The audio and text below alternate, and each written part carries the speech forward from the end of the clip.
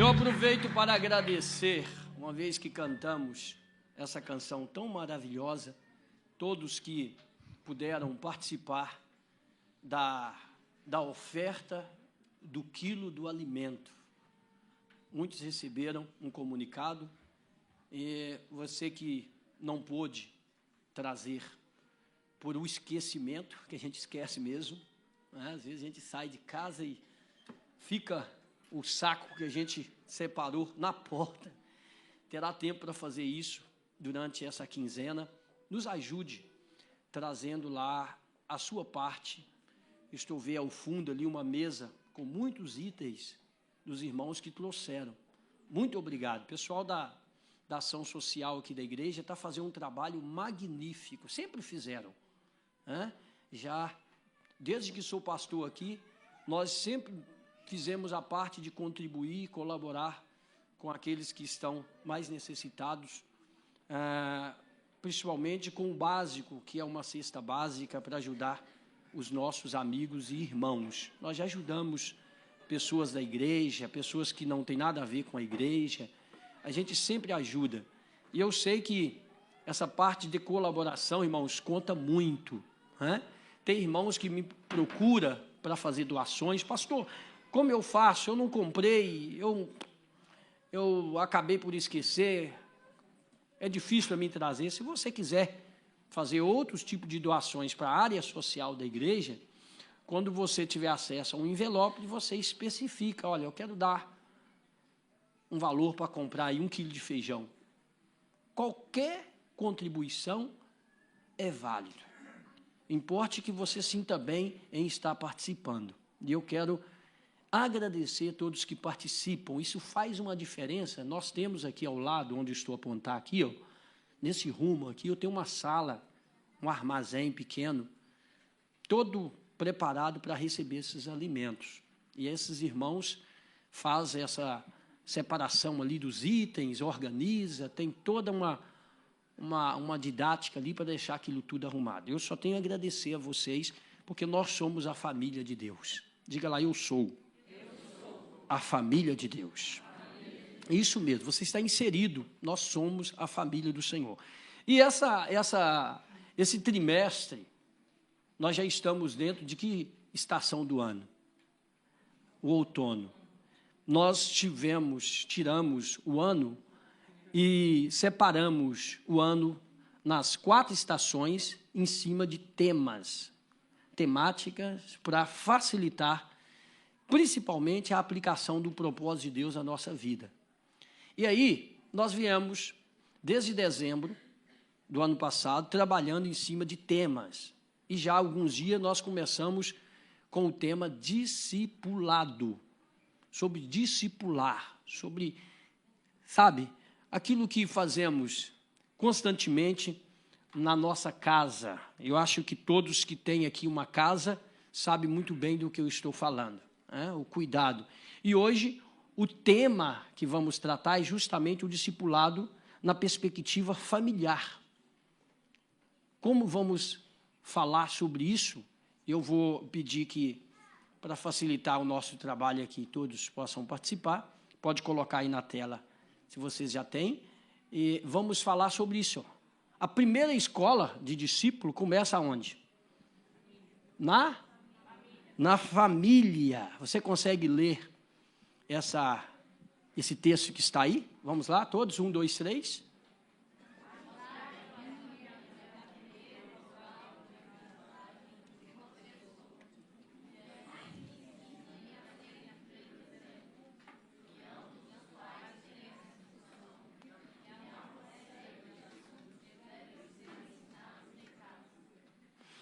É interessante que, dentro disso, falando de família, eu destaco que a palavra-chave para falar desse tema, família, é uma palavrinha composta por 4 letras, que ambos os pais. Então, se tratando desse tema, que é a escola, a família é a primeira escola do discipulado, nós, os pais, somos os responsáveis, número 1, de fazer com que, verdadeiramente, a nossa família seja uma escola de aprendizado. Uma escola de aprendizado. Eu começo falando sobre isso, baseado no que está em Provérbios, capítulo 22, e o verso 6, que diz assim: eduque a criança no caminho em que se deve andar, e até o fim da vida não se desviará dele. Isso é uma responsabilidade. Tem esse texto para colocar novamente e deixar um pouquinho parado? O texto de Provérbios 22 e 6 diz: eduque a criança. Os pais, os pais, nós temos uma responsabilidade muito grande no cuidado dos nossos filhos. Muito grande. Hoje, ainda mais, estou vendo aqui, a nossa igreja está florida hoje, com muita gente, rapazes, moças, adolescentes, jovens, gente nova, e pessoas adultas também, que vai entender muito bem o que eu vou dizer. Estou vendo aí as mães grávidas que nós temos aqui, algumas irmãs, prestes a ganhar o seu bebezinho, a sua bebê, e é uma festa toda bem elaborada, né? Essa semana, esses dias, foi dias festivos para algumas delas, comemorando, fazendo ali o chá de bebê, aquela coisa toda, os amigos, reunindo na casa. Para os pais, isso é maravilhoso, é uma festa extraordinária. Eu sei bem que é isso, porque eu tenho 2 filhos e lembro muito bem da festa que foi na chegada do primeiro Marcos Miller e também da Ludmila. E toda vez que eu vejo as irmãs que estão prestes a ganhar a sua criança, eu fico um tanto que muito feliz, emocionado, porque eu lembro também da Luzia, da minha esposa, quando passou por essa fase, e eu tenho certeza que os pais que me ouvem também lembram disso, o quanto é marcante para a vida de uma família, né? Ali começa uma mudança extraordinária na casa, quando é anunciado que uma mulher está grávida. Ali já começa toda a mudança, começa um processo, muitas coisas diferentes passam a acontecer na casa em que está a experimentar essa experiência, né? A espera de uma criança. E nós, como pais, quando vem essa criança, nós temos como hábito aqui na igreja, trazer a criança aqui, na parte mais alta, que nós chamamos de altar, de apresentar essa criança para os membros da nossa família espiritual, pedimos a bênção da família, a família estende as mãos para cá, e as pessoas dão tanto valor nisso, que tem gente que sai de um país, viaja exclusivamente para ir numa igreja da sua preferência, da sua escolha. Para quê? Para apresentar a sua criança a Deus. Vocês há de lembrar que há 1 ou 2 domingos atrás aconteceu isso aqui, né? Uma irmã que saiu lá da Alemanha, viajou algum tempo de voo para estar aqui conosco, para apresentar a vocês, porque ela considera nós família de Deus, e ela, como parte da família, ela trouxe aqui aquela linda bebê, aquela menina linda que nós apresentamos aqui vocês, e foi uma festa. Por que damos tanta importância nisso? Por que valorizamos tudo isso? Porque isso já faz parte desse processo, o educar a criança no caminho de Deus. Isso é impactante. Imagine, a minha mãe, ela teve o privilégio de fazer isso com 13 filhos, né? Muita gente, 13 crianças, ela teve a oportunidade de apresentar no altar do Senhor, de dizer, olha, aqui eu consagro o meu filho, a minha filha. Foram 7 homens e 6 meninas que ela teve o privilégio de apresentar a Deus. Por quê? Porque ela sempre teve aquela ideia bíblica, aquela ideia de Deus, ela e o meu pai, de ensinar os filhos no caminho que deve andar. Era muito comum a gente ver lá em casa, mãe, papai, os primeiros a levantar e preparar lá aquele café, aquele tradicional café passado no saco, no coador, né? Isso mesmo, num coador, aquele coador de franela, que vai passando até chegar um ponto que aquilo fura, não serve mais. Então, era muito comum ver mãe e papai fazer aquilo, preparar aquele café, com aquela simplicidade deles, com aquele nível social, que só Deus para ajudar, acompanhado muitas vezes de cuscuz com feijão temperado na gordura de porco, para a gente comer aquilo, para levantar e preparar o nosso ambiente para estar indo domingo de manhã para a escola bíblica dominical. Era muito comum papai sentar com a gente, aquela quantidade de menino à volta de uma mesa, para ouvir ele ler um salmo.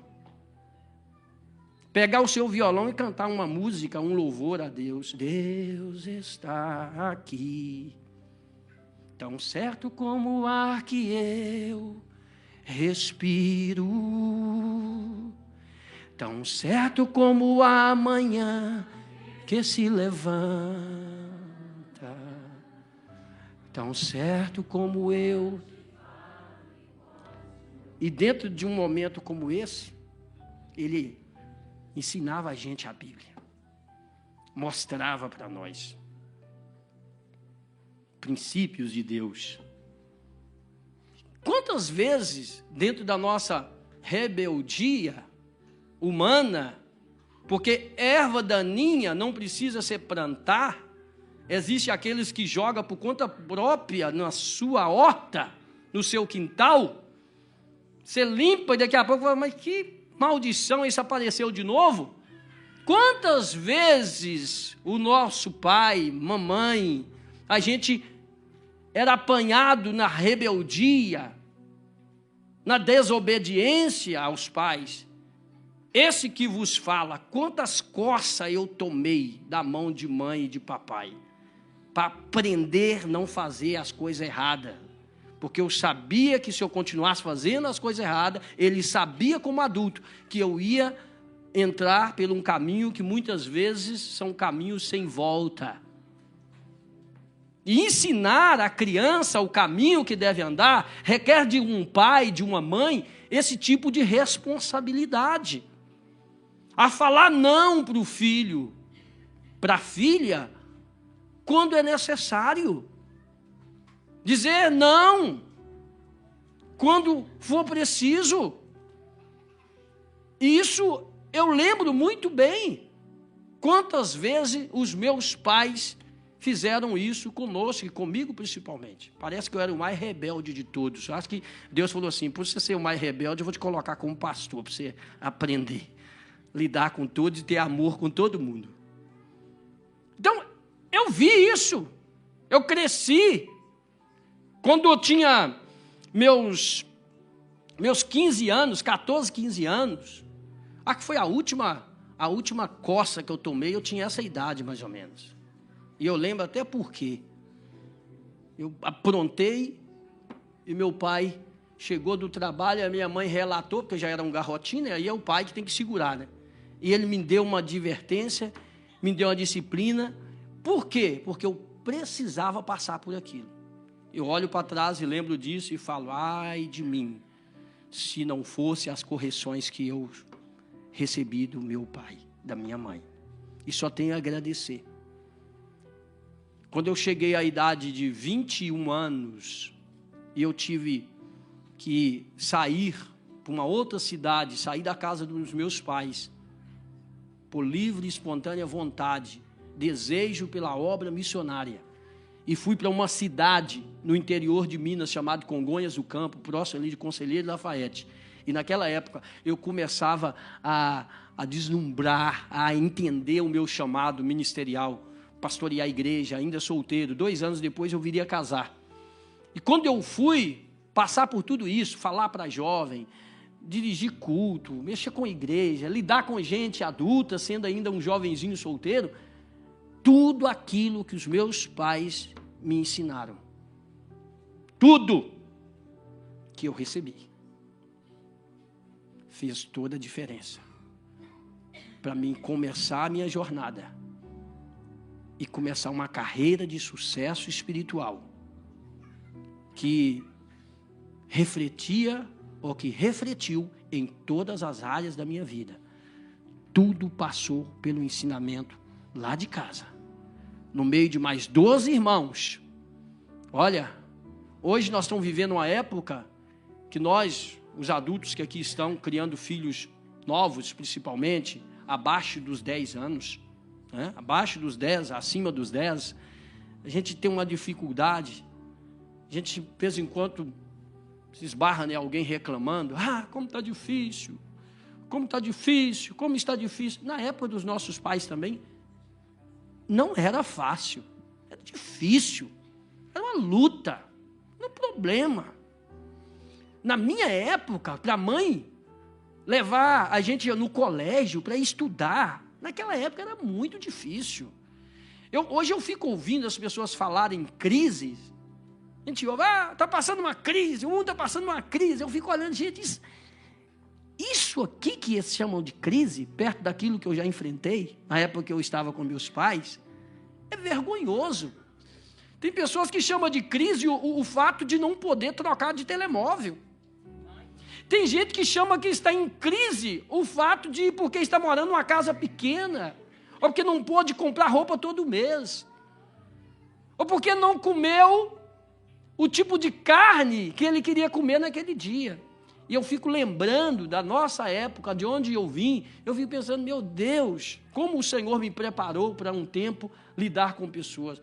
Porque naquela época a gente enfrentava situações tão difíceis comparado de hoje, e era festa. A gente fazia festa. Sabia que ia comer carne, se é que poder chamar de carne, só no domingo. Mas era festa, era um sentar na mesa e comemorar a comunhão com Deus, a comunhão com a família, o respeito, sim senhor, não senhor, bênção, posso, não, é para dormir, era assim, aquele respeito com os pais, aquele amor, aquele carinho, era assim, pessoal. Mas nós vivemos em época difícil, em épocas diferentes. E eu não quero dizer que essa época de hoje tem que voltar a ser a minha época. Nada disso. Mas eu quero te dizer uma coisa, vou te alertar. Você tem que atualizar para a vida. Jamais vou pedir os meus filhos para estar apto a viver o que eu vivi. Não. Jamais vou dizer que você tem que passar pela mesma escola que o pastor Enéas passou. Não, não, não. São contextos diferentes. Você está vivendo uma época totalmente diferente. Mas, pelo menos, saber a minha história e a história dos seus pais, você precisa sentar com ele para ouvir. Você, pai, você precisa contar a sua história para os seus filhos. E aqui eu dirijo essa palavra para os pais que me ouvem aqui. A galerinha que está aí na casa dos 35 a 50, principalmente. Você precisa sentar com seus filhos e conversar com eles. Isso aqui, ocupa a gente, adulto, e muito mais as nossas crianças. Se você não se atentar para isso, você está fadado a ter problemas seríssimos dentro da sua casa. E alguém pode até dizer, pastor, mas nós já estamos tendo. Mas ainda há tempo de você corrigir isso. As pessoas, elas aprendem, como diz em 1 Coríntios capítulo 11, 1, imitando. Pela repetição. Quando você fala, torna-se os meus imitadores como eu sou de Cristo. Paulo, ao escrever isso aos Coríntios, eu queria que vocês pudessem, na medida que eu andar na mensagem, vocês se colocando o slide, por gentileza. Então, quando Paulo ele fala sobre isso, aos Coríntios, gente trazendo isso para a aplicação daquilo que eu estou falando no âmbito familiar, irmãos, isso é muito sério. Isso é muito sério. Tem gente hoje que está crescendo, está virando adulto dentro das casas e não consegue aprender nada porque nós pais somos culpados com isso. A gente não mostra para os nossos filhos aquilo que somos, com as nossas atitudes, com a nossa maneira de ser. Os seus filhos precisam ouvir de você a sua história. Precisam ouvir. Para eles ter vontade de te imitar no seu caráter, na sua maneira de ser. Nós estamos falando sobre discipulado no âmbito da família. Você precisa contar. Tem menino, irmãos, que... se faltar um chocolate dentro da casa dele, o cereal que ele gosta de comer, ele quase bate no pai. Faz o maior escândalo dentro de casa. Por que que ele faz isso? Porque o pai, se você não tem tipo de história que possa mostrar a ele isso que eu mostrei, conta a história de outro. Conta a história de uma autoridade que você conhece. Se você não passou pela mesma escola do pastor Enéas, conta a história dele. Ô filho, você vem aqui, se eu contar para você uma história. Se eu falar com você aqui, uma situação. Senta aqui, a compra que nós colocamos aqui dentro de casa. Vamos orar em volta dela, filho? Vamos estender as mãos aqui e vamos agradecer a Deus? Porque Deus colocou aqui a comida, o pão de cada dia para a gente comer. Você sabia que o papai e a mamãe ralou, trabalhou, quando você estava dormindo, para ganhar esse dinheiro, filho, para você poder comer? Você sabia disso? E que se o pai não tivesse trabalhado, você não tinha isso na mesa? Tá vendo, filho? Isso aqui, ó, o pai saiu cedo. Estava chovendo, estava frio aquele dia. O pai teve que enfrentar isso para nós termos. Vamos agradecer a Deus pela saúde do pai, ter colocado aqui na nossa mesa. Conversa coisas simples com os seus filhos. Passe coisas simples, simplicidade. Jesus encantou o povo na sua época porque ele falava de uma forma simples. Mas a gente fica tão ocupado que se eu for perguntar, não quero constranger ninguém, quantos de nós já fizemos isso? De colocar uma cesta básica dentro da nossa casa, de comprar, de fazer uma compra e cercar aquilo com a família e dizer, vamos agradecer a Deus. A gente reúne muitas vezes para fazer festa, para dançar dentro da nossa casa, para comemorar isso ou aquilo, o time que ganhou, a série que queremos ver, o filme que queremos assistir, comer a pipoca, fazer tudo isso, mas não sentamos à vez à volta da mesa para falar naquilo que Deus tem feito por nós, que Ele tem sido Deus provedor, que provê para a gente, que coloca na nossa mesa o pão de cada dia. E a gente não estamos dando conta, irmãos, que nós estamos sendo levados por uma onda de ideias erradas, em que as pessoas aí fora que não conhecem a Deus, acham que o que tem, o que pode, o que consegue, consegue com a força do braço. Que Deus que nada. Não é assim que eles fazem aí fora? Deus vai vir aqui pagar minha conta? E tem crente que está embalado nessa mesma ideia. Ele não para agradecer, para reconhecer que Deus é o que faz. Quando você faz isso, esse princípio de autoridade, de reconhecimento, sabe o que você faz? Bem a você mesmo e bem aos seus filhos. Você começa a passar esse princípio para ele. Ah, mas isso é tão simples. Faça o simples, que vai resultar no seu filho. Faça o simples, que o seu filho vai aprender. Complexo nada, nem você sabe. Faça algo aplicável, algo que possa, sim, ser visto por ele. E como diz, sede os meus imitadores, Paulo, como eu sou de Cristo, ele vai te imitar. Vai contar amanhã para os filhos dele, olha, sabe por que eu faço isso? Porque os meus pais me ensinaram. Ele vai contar desse jeito. Mamãe e papai falavam, olha, essa comida que está aqui, esse alimento... Talvez esse dinheiro que eu tenho para pagar a conta da água, da luz, isso não caiu do céu, não. Deus que me deu força para trabalhar. É o Senhor, filho, entenda isso. E aí, esses meninos da idade que estão esses aqui ouvindo essa mensagem aqui hoje, à frente, eles são mais inteligentes do que a gente, todos aqui juntos. Eles têm uma cabeça tremenda para pegar as coisas. Boas, principalmente. Porque eles são filhos de Deus. Eles são filhos da herança.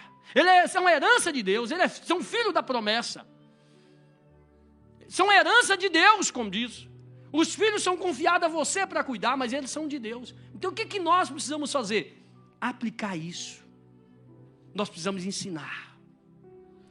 Olha o que acontecia na família. Ambos os pais têm um dever de ensinar. Ame ao Senhor teu Deus.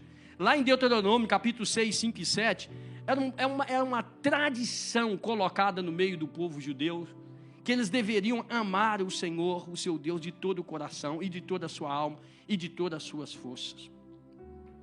Que todas essas palavras que hoje lhe ordeno esteja em seu coração. Ensine-as com persistência aos seus filhos. Converse sobre elas quando estiver sentado em casa. Diga lá, sentado em casa. Quantas vezes nós temos conversado com os nossos filhos? Sentado em casa. Vamos bater um papo aqui? Vamos conversar um pouquinho das coisas de Deus? Ei, mãe, chega. Não vem com isso. Agora eu estou vendo. Quantas vezes nós sentamos? Ei, pai, não vem com essa ideia. Já basta lá na igreja. Está sendo cansativo para o seu filho ouvir a palavra de Deus na igreja? Está sendo cansativo para você estar aqui fazendo o que você está fazendo para Deus? Não pode sair. Quem está debaixo da graça do Senhor, faça isso com prazer. Quem está debaixo do sangue de Cristo, faz isso com prazer. Quantas horas, quantos momentos para estar juntos, numa só família, fazendo aquilo. Eles tinham essa ideia de ensinar o filho, quando estivesse sentado, quando estivesse andando pelo caminho, quando fosse deitar, ao levantar. O povo de Israel foi ensinado, faça isso para os seus filhos. Eles estavam acostumados a uma cultura egípcia, que o povo não sabia disso, eles não conheciam o Deus verdadeiro. Os deuses do Egito não tinha nada a ver, eram deuses pagãos. Mas eles precisavam, aquelas crianças que estavam crescendo, nasceram no deserto, chegaram na terra prometida, eles precisavam entender o passo a passo do relacionamento com Deus. Quando você estiver em Israel, uma das curiosidades que eu mais gostei, eles têm isso aqui que você está vendo, em uma caixinha, escrito em hebraico. E sabe onde que essa caixinha fica? Nas portas, em destaque de todas as portas de hotéis que você entra em Israel. Isso aqui, ó. Ensinar. Tal como falou assim, ó. Coloca em destaque a palavra de Deus. As pessoas verem. E aí quando você chega lá, você pergunta, o que é aquilo? Por que é essa caixinha com esses dizeres da palavra de Deus? É que eles priorizam a obedecer a Deus, a andar com Deus, a ter esse ensinamento. Isso é a ideia deles. Agora hoje nós não estamos vivendo essa ideia, porque a gente está no tempo da graça. Aí tem gente que pensa assim, eu não preciso parar para ouvir Deus. Irmãos, é agora mesmo que você tem que aproximar de Deus, ouvir Deus, andar com Deus, e as coisas vão ser tudo fácil na sua vida. Eu já estou caminhando para o fim. Na família, ensina-se educação, respeito, princípios e valores. É o último tópico dessa mensagem. Na família, ensina-se educação, respeito, princípios e valores. Meus irmãos, pode uma figueira produzir azeitonas ou uma videira figos? Da mesma forma, uma fonte de água salgada não pode produzir água doce. Isso é a palavra do Senhor. Nós estamos produzindo o quê para os nossos filhos? Nós estamos produzindo o quê para aqueles que nós estamos e temos o dever de ensinar? O que eles vão fazer, vão falar de você amanhã? Com o seu comportamento, com aquilo que sai da sua boca. Tem gente que me procura pedindo ajuda. Pastor, me ajuda, pastor. Eu estou tendo dificuldade nessa área com os meus filhos. Mas eu te pergunto, o que você está fazendo para melhorar esse quadro? Que tipo de comportamento que você está tendo? A palavra de Deus já está em você, sim ou não? Jesus já mora em si. Você já tem o Espírito Santo, ele já está habitando em você. O que você está produzindo? Que tipo de água você está produzindo? Que tipo de comportamento a gente está demonstrando? Começando para nós mesmos e para aqueles que estão próximo da gente. Quem é o seu próximo? O próximo são os nossos filhos. É a nossa esposa. É os nossos maridos. Que tipo de comportamento eu estou tendo? De amor, de carinho, para com aquele que é o meu próximo. Aí depois eu quero que o resultado venha. Se você está semeando espinhos, não vai pensar que você vai colher fruto bom. Já viu aquele provérbio que a gente fala? Se você está plantando vento, você vai colher tempestade. Aí amanhã você vai, me socorre, me ajuda. Mude isso, pelo amor de Deus. Joga essa sementeira ruim fora e começa a plantar na sua casa, no seu lar, outro tipo de coisa. Se você é acostumado a enfiar dentro da sua casa, ou a juntar dentro da sua casa, situações que levam o seu filho ou a sua filha a ter comportamento que não é o apropriado para o seu bem, começa por você, para a sua família. Repagina isso, mude isso, pense nisso. Pastor, senão você vai ficar pedindo ajuda daqui a pouco e não vai ter jeito, porque você está plantando coisas ruins dentro da sua casa, com seu comportamento. Tem crente que quer que os filhos dele cantem música evangélica, mas dentro da casa dele só rola música mundana. Tem crente que quer que o filho dele não seja um bêbado amanhã, mas vive com a geladeira cheia de bebida alcoólica. Tem crente que quer que o filho dele respeite os outros, mas ele mesmo não respeita o seu próprio cônjuge. E ele está olhando aquilo. Como que o pai quer que eu respeite as pessoas se você não respeita a mãe? Você não respeita o pai? E você tem que ver o que você está semeando dentro da sua casa. Para você não entrar na casa daquele tipo de hipócrita, de fariseu, que a Bíblia fala, que era o tipo de religiosos que existia no tempo de Jesus. Eles ensinavam em público uma coisa e viviam em privado outra. Jesus chamou eles de sepulcros calhados. E eu digo uma coisa para você. Não precisa de esforço para fazer isso que eu estou te pedindo. Não precisa. Pastor, é um sacrifício. Eu tenho que fazer uma penitência. Eu tenho que fazer uma campanha de jejum, pastor. Eu tenho que entrar aqui, fazer um sacrifício da Bíblia. Eu estou para mudar isso lá em casa. Não, mentira. Você não precisa nada disso. Você precisa entender que Jesus já habita em você. E você tem que aproximar dele. Faça essas coisas. Campanha, oração, ler a Bíblia, tudo isso você pode fazer, mas não com o propósito de ter essas mudanças. Você faz tudo isso porque é gostoso estar ao lado de Jesus. Você não precisa fazer sacrifício, porque o sacrifício Jesus já fez por você no Calvário. Você já é justificado pela presença de Jesus na sua vida. Pastor, mas por que isso não muda? É porque você tem que ligar isso na sua mente. Jesus já morreu por mim. Eu não admito mais esse tipo de coisa, isso não mais me escraviza, e eu não preciso fazer sacrifício para largar isso, porque Jesus habita em mim, e eu prefiro estar na mesa com Ele. Eu preciso estar ao lado de Jesus. Você vai amar mais sua esposa, você vai amar mais o seu esposo, você vai amar mais os seus filhos com o seu comportamento, não porque você tem que mostrar a Ele que com o seu comportamento você é um crente, mas por você ser crente em Jesus, e ter aceitado Ele como Salvador, esse comportamento seu já é mudado. Não é pelo seu sacrifício, porque não é mais pelas obras, meu irmão. Você não vive mais no tempo da lei, você vive no tempo da graça. Jesus morreu por você, você é justificado em Cristo. Pastor, mas eu insisto para mudar, e não mude, porque você está insistindo. Você está tentando mudar com a sua força, dos seus braços. Você tem que entender que quem te muda é Jesus na sua vida.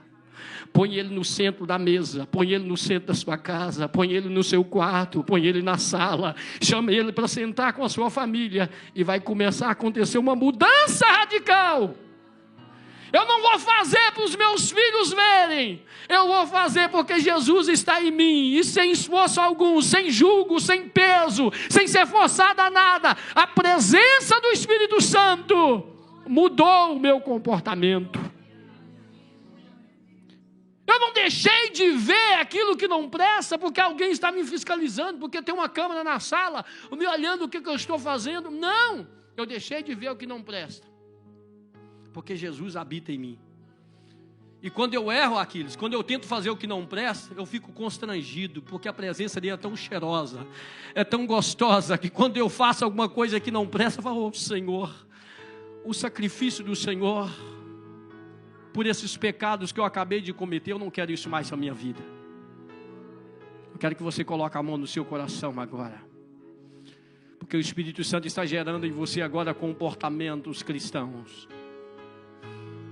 O Espírito Santo vai gerar em você agora escolhas que vai fazer bem para os seus filhos. Vai gerar em você escolhas que vai fazer bem para o seu cônjuge. Decisões que vai fazer bem para aqueles que estão à sua volta, ao seu lado. As suas escolhas vão ser as melhores escolhas, a um ponto de quem está perto de você dizer assim: é isso que eu quero para mim, pai. Da sua filha olhar para você e dizer assim: pai, eu quero um marido quando eu for casar igual ao Senhor.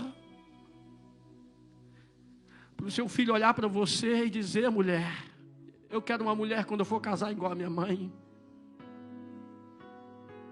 Porque o comportamento de vocês é o comportamento de Jesus. Eu oro por você agora,